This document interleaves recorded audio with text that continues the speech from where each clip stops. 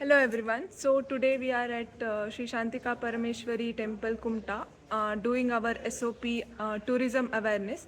So these are my teammates and let's take a tour inside.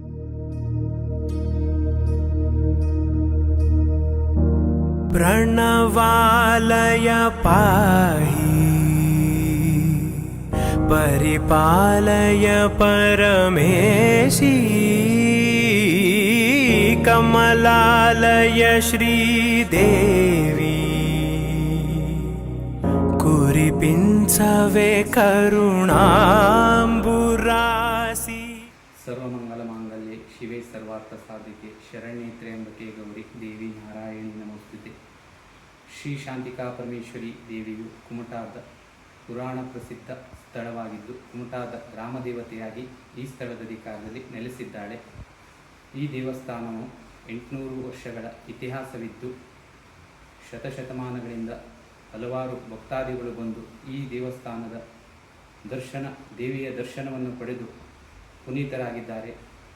ಈ ಜಿಲ್ಲೆಯಿಂದ ಹೊರ ಜಿಲ್ಲೆಗಳಿಂದ ಮತ್ತು ಹೊರ ರಾಜ್ಯ, ಈ ರಾಜ್ಯ ಮತ್ತು ಹೊರ ರಾಜ್ಯಗಳಿಂದ ದೇಶ ವಿದೇಶಗಳಿಂದ ಭಕ್ತಾದಿಗಳು ಬಂದು ದೇವಿಯ ದರ್ಶನಕ್ಕೆ ಪಾತ್ರರಾಗಿದ್ದಾರೆ.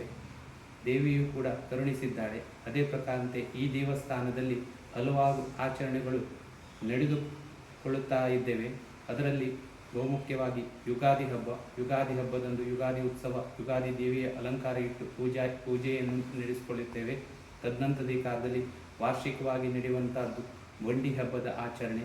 ತದನಂತರದ ಕಾಲದಲ್ಲಿ ಗಡಿ ಹಬ್ಬ ಹೇಳುವಂಥದ್ದು, ಶ್ರಾವಣ ಮಾಸದಲ್ಲಿ ಕೊನೆಯ ಶುಕ್ರವಾರ ಕುಂಕುಮಾರ್ಚನಾ ಕಾರ್ಯಕ್ರಮ ಹೇಳುವಂಥದ್ದು, ಸಹಸ್ರ ಕುಂಕುಮಾರ್ಚನಾ ಕಾರ್ಯಕ್ರಮ, ಮಹಿಳೆಯರು ಹೆಚ್ಚಿನ ಸಂಖ್ಯೆಯಲ್ಲಿ ಬಂದು ಪಾಲ್ಗೊಳ್ತಾರೆ. ತದನಂತರದ ಕಾಲದಲ್ಲಿ ಭಾದ್ರಪದ ಮಾಸದ ಅನಂತ ಶುದ್ಧ ಚತುರ್ದಶಿಯಂದು ಅನಂತ ನೋಪಿ ಹೇಳುವಂಥದ್ದು ಆಚರಣೆ ಮಾಡಿಕೊಳ್ತಾ ಬಂದಿದ್ದೇವೆ. ಆ ದಿವಸ ಅಖಂಡ ಭಜನಾ ಸಪ್ತಾಹವಿದ್ದು ತದನಂತರದ ಕಾಲದಲ್ಲಿ ಮಾರನೇ ದಿವಸ ದೇವಿಯ ಮೆರವಣಿಗೆ ರಜತರೂಢರಾಗಿ ದೇವಿಯ ನಗರೋತ್ಸವ ಹೇಳುವಂಥದ್ದನ್ನು ನಡೆಸಿಕೊಳ್ತೇವೆ. ಅದರ ನಂತರದ ಕಾಲದಲ್ಲಿ ಬರುವಂಥದ್ದೇ ಹೂವಿನ ಪೂಜೆ. ಹೂವಿನ ಪೂಜೆಯು ಬಹಳ ವರ್ಷಗಳಿಂದ ಅತಿ ವಿಜೃಂಭಣೆಯಿಂದ ಈ ಸ್ಥಳದ ಕಾಲದಲ್ಲಿ ನಡೆಯುತ್ತಾ ಬಂದಿದೆ. ಹಾಗೆ ತದನಂತರದ ಕಾಲದಲ್ಲಿ ನವರಾತ್ರಿ ಉತ್ಸವ ನಡೆಯಲಿದ್ದು ದೀಪಾವಳಿ ಹಬ್ಬದ ಪೂಜೆ ನವರಾತ್ರಿ ದಿವಸದ ಕಾಲದಲ್ಲಿ 15 ದಿವಸ ಪರ್ಯಂತ ದೇವಿಯ ವಿವಿಧ ಅಲಂಕೃತಗೊಂಡು ಪೂಜೆಯನ್ನು ಸ್ವೀಕಾರ ಮಾಡಿಕೊಳ್ತಾರೆ. ಸಹಸ್ರ ಸಂಖ್ಯೆಯಲ್ಲಿ ಭಕ್ತಾದಿಗಳು ಬಂದು ವೀಕ್ಷಣೆಯನ್ನು ಮಾಡಿ ದೇವಿಯ ಕೃಪೆಗೆ ಪಾತ್ರರಾಗ್ತಾರೆ. ಹಾಗೆ ಕಾರ್ತಿಕ ಮಾಸದ ಕಾಲದಲ್ಲೂ ಚಂಪಾಷಷ್ಠಿ, ಕಾರ್ತಿಕ ಮಾಸದ ಕಾಲದಲ್ಲೂ ದೀಪೋತ್ಸವ ಪೂಜೆ ಹೇಳುವಂಥದ್ದು, ಹಾಗೆ